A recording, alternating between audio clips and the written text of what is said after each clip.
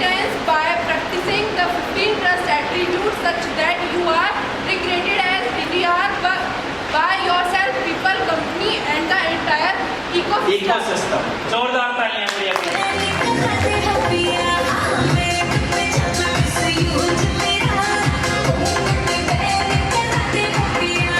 लिख लिया हो तो मैं बताऊं अब? मोबाइल नीचे करो, जब सारे अपनी कमर सीधी करके बैठेंगे तभी बताऊंगा, क्योंकि अब ट्रेनिंग शुरू हुई। अभी तक तो मैं ऐसे ही बस अपने आप को गर्म कर रहा था। जैसे रात हम चिड़ी चक्कर खेल रहे थे कुलभूषण भाई और मैं, मेरे से लगे ही ना, सेंटी बेकर है, इसे नहीं आता, कमल को नहीं आता। मैंने कहा अभी रुक जाओ, अभी मैं गर्म हो रहा हूँ। फिर जब कुलभूषण भाई और मैं गर्म हुए तो इनकी चिड़ी के पर उड़ गया अलग अलग। वो चिड़ी कह रही इसका तो सत्यानाश कर दिया। मैंने तो ऐसे ही गर्म होते हैं। तो अभी तक तो मैं गर्म हो रहा था। अब बात ध्यान से सुनना, क्योंकि अब अगर केवल मैं कह रहा हूं ये वाली स्लाइड समझ आ गई ना, तो आज तुम्हारा यहां पे आना सफल हो गया। जितने लोग मुंह ऐसे खोल रहे हैं ना, हाथ रख के खोला, दुनिया को पता लग जाता है। ठीक है, तो रेडी है? तुम तो 40% ही बोले, नरेश भाई कैसे करूंगा? हाँ जी, क्या रेडी हैं? 2-4 नहीं बोले, बस कौन थे वो? तुम्हें सबको मेहनत करवा रहे हैं। हाँ जी, रेडी?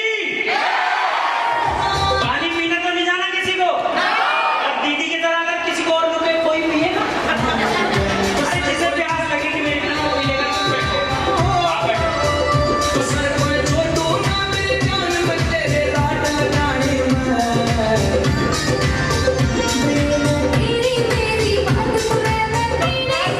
आप सब लोग ट्रस्ट मल्टीप्लाई करना चाहते हैं?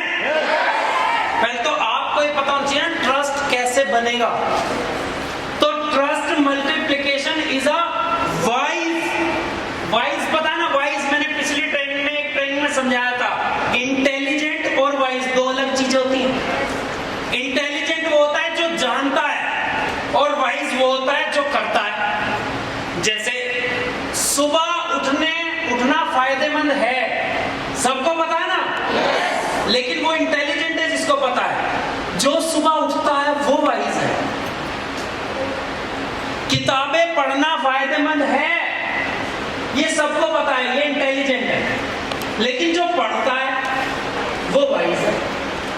सबको पता है कि ज्वाइन होते ही 24 घंटे में होम मीटिंग करनी है, तो वो तो इंटेलिजेंट है जिसे पता है। लेकिन जो वाकई मीटिंग करता है वो वाइज है। सबको पता है कि ट्रेनिंग लेना यहाँ पे जरूरी है, बिना ट्रेनिंग के आज तक कोई सफल नहीं हुआ। लेकिन ट्रेनिंग लेना जानना वो तो इंटेलिजेंट है। जो लगातार ट्रेनिंग लेता है वो वाइज है। समझ आ गया? इस पे ज्यादा समय हम नहीं लगाएंगे। तो trust multiplication is a wise conscious मतलब जानबूझकर। एक तो होता है अनजाने में, एक होता है जानबूझकर। And continuous process of upgrading. पहले इतना ही समझते हैं, trust multiplication is a wise. ये हर किसी का काम नहीं है, हर कोई नहीं कर सकता इसको। ट्रस्ट को मल्टीप्लाई वो कर पाएगा जो वाइज होगा, जो प्रज्ञा को प्राप्त होगा, जिसको जो चीज पता लग गई, जो उसे करता होगा। एक सबको पता है लिस्ट बनाने से फायदा है, लेकिन वाइज वो है जो लिस्ट बनाता है, जो लिस्ट बनवाता है, जो प्लान करता है और प्लान कराता है। वाइज को बोल देंगे और ये बच्चों को बोलेंगे।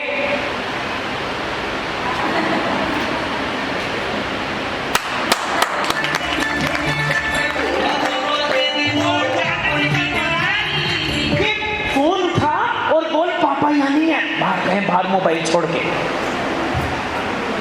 यहाँ बोल। और मैं जानबूझ के क्या करता हूँ, आज तक का रिकॉर्ड है, मेरा फोन अगर उठाएगा तो वो केवल कमल ही उठाएगा, कोई उठाएगा। और अगर उठा भी लिया तो जो होगा सच बोलना चाहेगा, क्योंकि वहीं पे मेरी बेटी बैठी है, वहीं मेरी वाइफ बैठी है, और सैंडी भैया का फोन आ गया और मैं बोलूं हाँ भैया अभी प्लान थोड़ी देर में करता हूँ। से।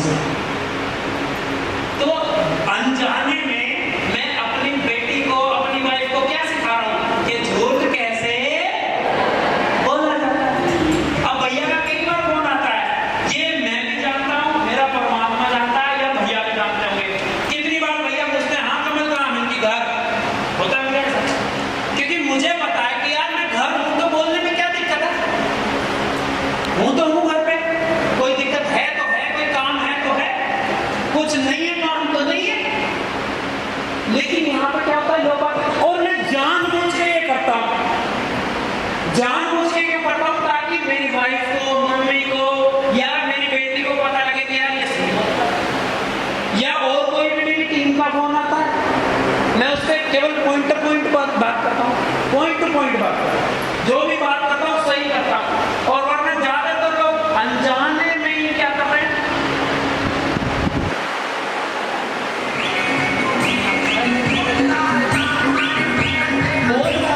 पापा भाग गए, बेटी भी बोल रही है अंकल अभी पापा ना बाहर गए हैं, और पीछे से पापा की आवाज आ रही है, और फिर कह रहे पापा सही बोला, मैं बहुत बढ़िया बेटे बहुत बढ़िया। कल को वो बच्चा तुमसे ही तो बोलेगा, जब वो बाहर होगी तुम्हारी बेटी या बेटा, शाम हो गई तुम मिला रहे हो फोन कि यार पूछो तो कहाँ है, वो अपने दोस्त से मिलवा रही है, कह दो सिखाया किसने था, पर तुम्हें पता ही नहीं लगा। तो ट्रस्ट मल्टीप्लाई कहां से होगा, जब तक आपके बच्चों ने, आपकी वाइफ ने आपको ही गलत करते नहीं देखा, तो वो आपके साथ कैसे गलत कर देंगे, समझे? तो ट्रस्ट मल्टीप्लिकेशन का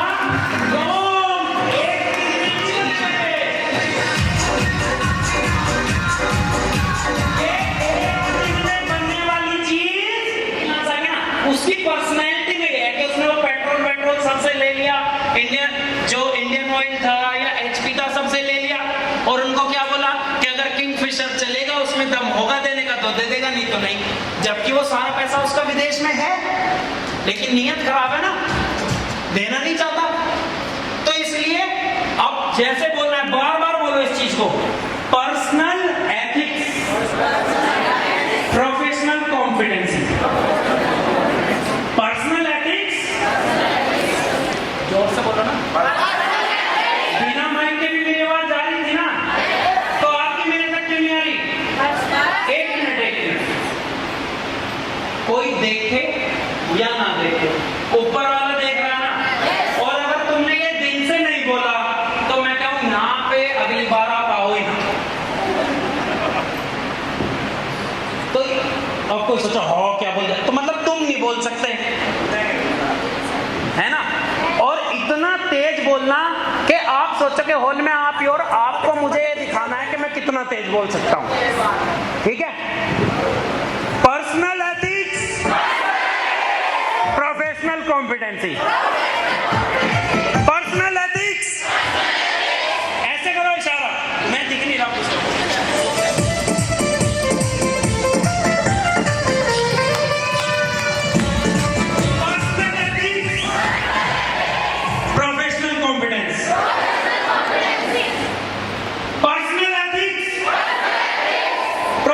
Competency.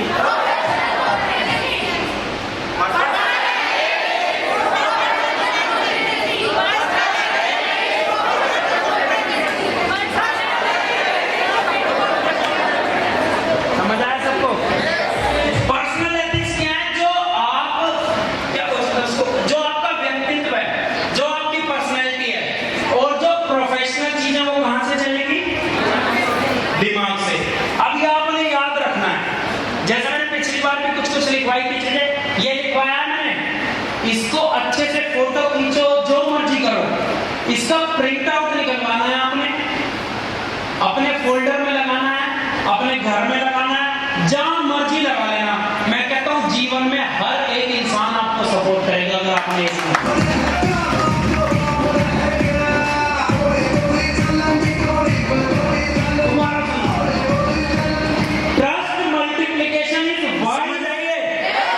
इसकी डेफिनेशन समझ आई? Trust multiplication is wise, conscious and continuous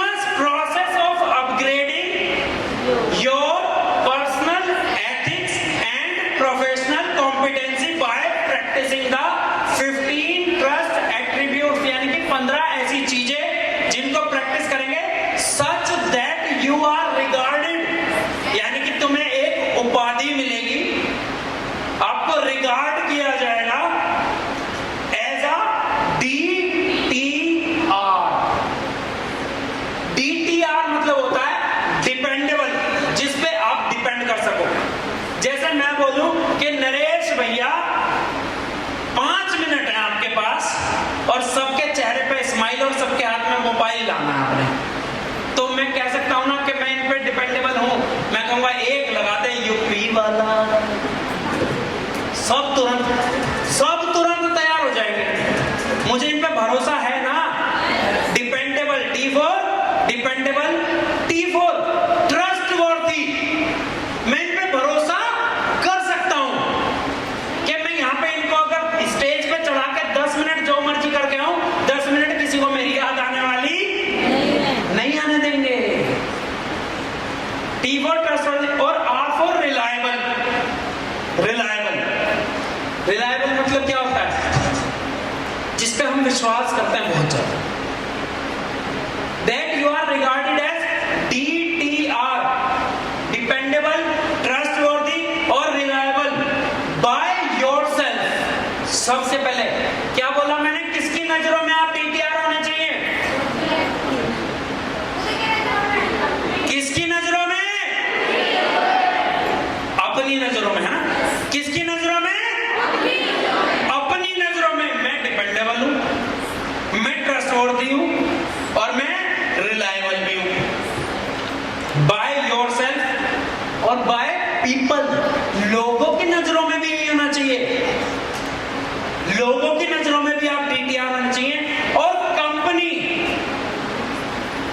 की नजरों में भी ये होना चाहिए कि कल को कोई मैटर हो जाए, कुछ हो जाए, लेकिन कंपनी को बताओ नहीं, शंटी भैया तो ऐसे नहीं कर सकते। अभी करनाल सेमिनार कौन कौन गया था यहां से? जोरदार तालियां। सारे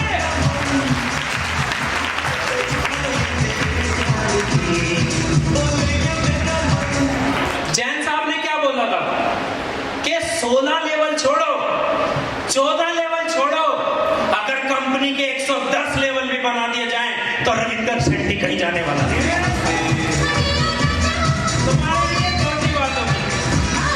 तुम्हारे लिए छोटी बात होगी, लेकिन जो इस बात की गहराई को समझ गया ना कि कंपनी के मालिक को कितना विश्वास है, जहां पे रोज लोग आ रहे हैं, रोज लोग जा रहे हैं, 67 लाख लोग जहां पे काम कर रहे हैं, जहां पे भैया की अपलाइन भी बैठी थी, उनके लिए तो ये शब्द नहीं है।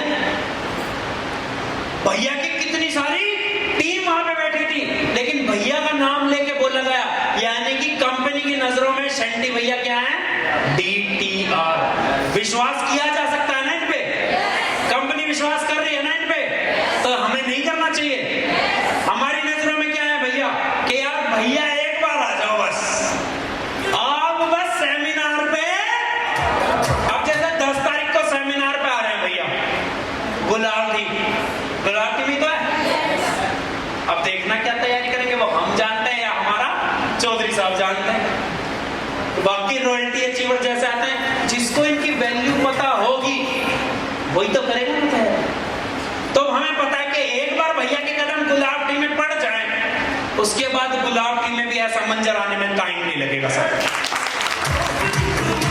गुलाटी में ही मारने का सेमिनार चलेंगे, गुलाटी में ही ट्रेनिंग चलेंगी, गुलाटी में ही ओपन मीटिंग चलेंगी और गुलाटी में ही सर हो सकता है एक दिन आने वाले पे सुपर ट्रेनिंग भी चलेगी सर।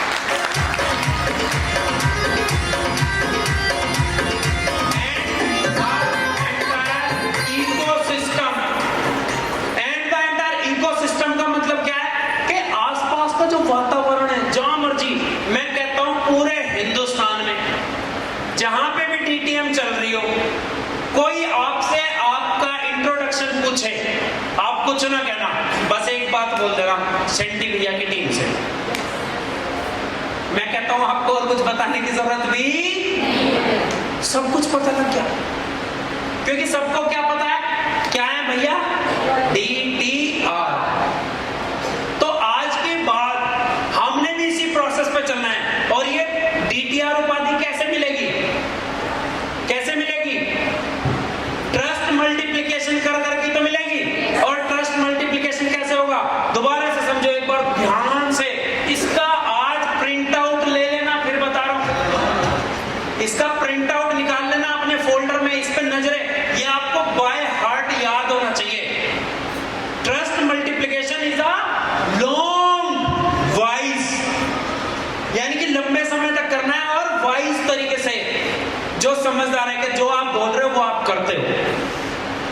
कॉन्शियस, यानी कि जो भी चीज आपको पता है वो आप करते हो, तभी तो आप वाइज हो।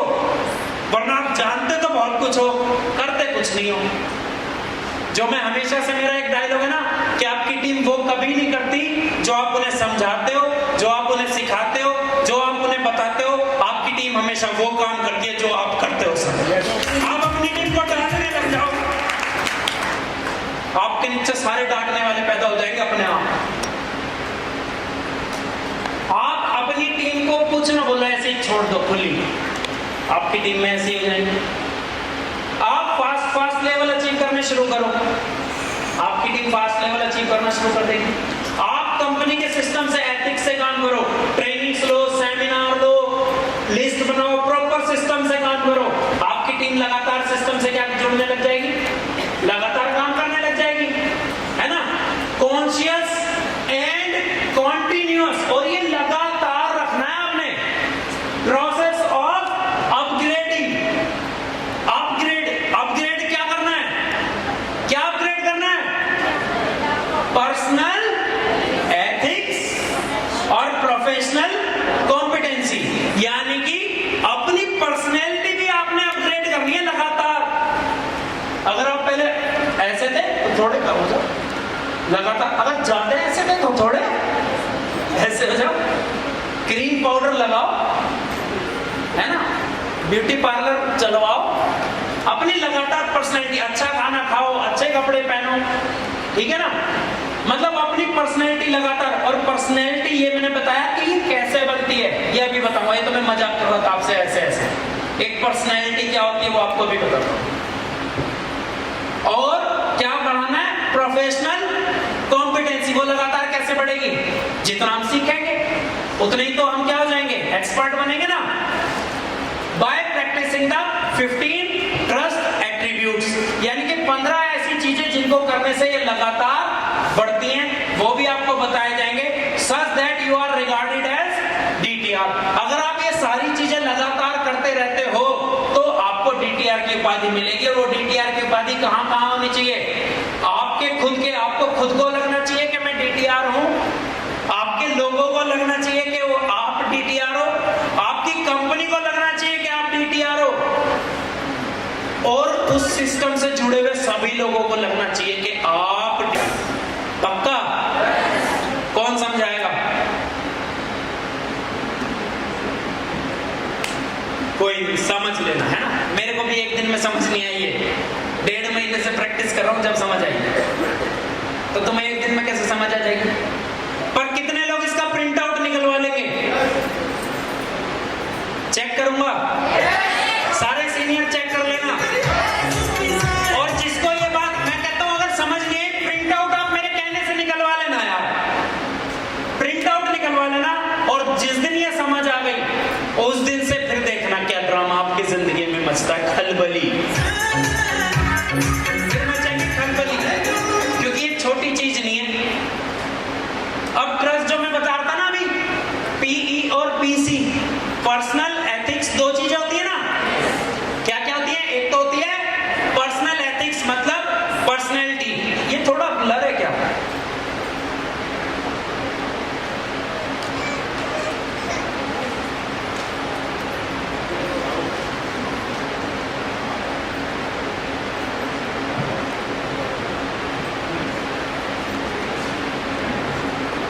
पर्सनल एथिक्स, और दूसरा क्या था, प्रोफेशनल कॉम्पिटेंसी, यानी कि एबिलिटी, आपकी एबिलिटी, क्षमता। अब इसमें क्या है, 5 चीजें इसमें है और 5 ही चीजें इसमें। पर्सनल एथिक्स में क्या 5 चीजें होनी चाहिए। पहला क्या होना चाहिए, पहला आपके अंदर कूट कूट के भरी होनी चाहिए। अगर आप किसी का भरोसा जीतना चाहते हैं तो ऑनेस्टी आपके अंदर होनी चाहिए। अब आप किसी के साथ चीटिंग करो, किसी और को पता हो या पता, लेकिन आपको तो पता है, आपको तो पता चल जाता है ना कि हमने गलत किया है या सही किया है। तो मैंने भी इसीलिए तो बताया था, योर सेल्फ, सबसे पहले अपने आप की नजरों में आप क्या बनो, ईमानदार। में आप ईमानदार होने चाहिए। और ईमानदारी के लिए मैं हमेशा कहता हूँ, ईमानदार किसमें रहना है? किसमें ईमानदार रहना है? किसमें ईमानदार रहना है? तुम फिर लिखने लग गए। मैं लिखवा दूंगा जो लिखवाने वाली चीजें, पीपीटी दे दूंगा, इससे कुछ नहीं होना। ये समझ गए तो सब कुछ हो जाएगा। ऑनेस्टी को लिखने वाली चीज है। ऐसा कौन है जो जिसने इससे पहले ईमानदारी का नाम नहीं सुना? बताना। लिखना है। किसे दिखा रहे हो? जब मम्मी पापा बोलते थे लिख ले बेटा, लिख लिख के याद कर ले, जब नहीं लिखा, आया लिख लिख के दिखा रहे हैं। मैं मना कर रहा हूं, मत लिखो, समझो बातों को। ऑनेस्टी, ऑनेस्टी किसमें होनी चाहिए? पैसों में। हेलो, इधर ऑनेस्टी किसमें होनी चाहिए? मैंने इशारा करा और तुम बोलने लगे। मैं तुम्हें 50 बार ट्रेनिंग में बोल रहा हूँ, ऑनेस्टी केवल पैसों से नहीं नापी जाती। ईमानदारी आपकी रिश्तों में होनी चाहिए। ईमानदार अपने काम के लिए, ईमानदार अपने अपलाइन के लिए, ईमानदार अपनी टीम के लिए, ईमानदार अपनी कंपनी के लिए, ईमानदार अपने भगवान के लिए, ईमानदार अपने परिवार के लिए। ईमानदारी आपकी नस नस में हो जाता है आदमी। पैसों में तो ईमानदार मजबूरी में हो जाता है, क्योंकि सामने वाला हिसाब मांग लेता है। भाई किस हिसाब में 200 का सामान लिया और आप उसे 150 दे लो, वो कहेगा 50 और कहेगा यार पता लग क्या दे। अपने आप ईमानदार हो गया नहीं हो गया? ईमानदार, अभी मैंने कितनी सारी चीजें बताई। ईमानदार हर चीज के लिए, अपने वक्त के लिए, अपने माँ बाप के लिए, अपने सपनों के लिए, अपने ड्रीम्स के लिए, अपने नीड्स के लिए, हर चीज के लिए ईमानदार रहो। सिंसियर, ये भी ईमानदारी का एक पार्ट होता है। सिंसियर रहना है मतलब तुम्हें चौकन्ना भी रहना है। कोई तुम्हारा बेवकूफ ना बना दे, कोई तुम्हें बेवकूफ ना बोल दे, है ना, कोई तुम्हें ठग ना ले। वरना उसे क्या, अरे ये तो सीधा है साहब, लेकिन उसके साथ कोई जुड़ना पसंद करेगा? बस तरह से खाएंगे उस पर, है ना। तो ऑनेस्टी भी होनी चाहिए, सिंसियरिटी भी होनी चाहिए, इंटीग्रिटी भी होनी चाहिए। सच्चाई वाला होना चाहिए आदमी, कि जैसे यहाँ पे सेंटी भैया के कान में तो कुछ बोल दिया और फिर मेरे से आके कुछ और बोल दिया। इंटीग्रिटी, सच्चाई उसकी रग रग में होनी चाहिए। ये बहुत बड़ी चीज। क्रेडिबिलिटी, क्रेडिबिलिटी, पक्का, जबान को जो बोल दिया वही होना चाहिए। चलो थोड़ा बहुत 19-20 किया, फिर सामने वाले को लगे कि हाँ यार इसने बोला, पर कोई बात नहीं, उसने बोला कि भैया मैं सेमिनार रखूंगा अगले महीने, तो हाँ 1 तारीख को ना रखा तो 5 को रख दिया, 7 को रख दिया। उसने बोला कि भैया अगली बार मैं जिसको भी ज्वाइन कराऊंगा 24 घंटे में उसकी होम मीटिंग करूंगा। 10 लोग ज्वाइन कराए, 8 की होम मीटिंग कर दी। सही है यार, हो सकता है 2 ने ना कराई, लेकिन उसकी इंटेंशन तो दिख रही है हमें। वो काम करना चाह तो रहा है, वो लगातार वर्किंग कर तो रहा है। इंटेंशन, नियत, उसकी नियत किसी को धोखा देने की तो नहीं है, लोगों को वाकई आगे बढ़ाने की है या नहीं है। जब ये काम आप लगातार, इससे तो क्या बनेगी आपकी पर्सनैलिटी, कि हाँ आप बोलो कि हाँ यार बंदा ईमानदार है, बंदा सच्चा है, जबान का पक्का है। इंटेंशन, हाँ यार ये किसी के मामले में, किसी के लिए नजरें इसकी गलत नहीं है, ये किसी का बुरा नहीं चाहता, किसी के चीजों पे इसकी नजर नहीं है, या साफ सुथरे दिल का है। आदमी कैसा होगा अगर जो ऐसा होगा तो कैसा आदमी बोला जाएगा उसे? अच्छा आदमी बोला जाएगा ना, लेकिन वो पर्सनैलिटी में अच्छा है। अब आते हैं दूसरी तरफ, अब प्रोफेशनल, अगर उसकी एबिलिटी चेक करनी है तो उसके अंदर स्किल होनी चाहिए या नहीं। अब ये क्या कहता ज्वाइनिंग उठा नहीं सकते, भैया मैं बहुत ईमानदार हूं, दे देगा ज्वाइनिंग तुम्हें। उसके लिए तो प्लान दिखाने की स्किल आपके अंदर, प्लान, कम्युनिकेशन स्किल आपके अंदर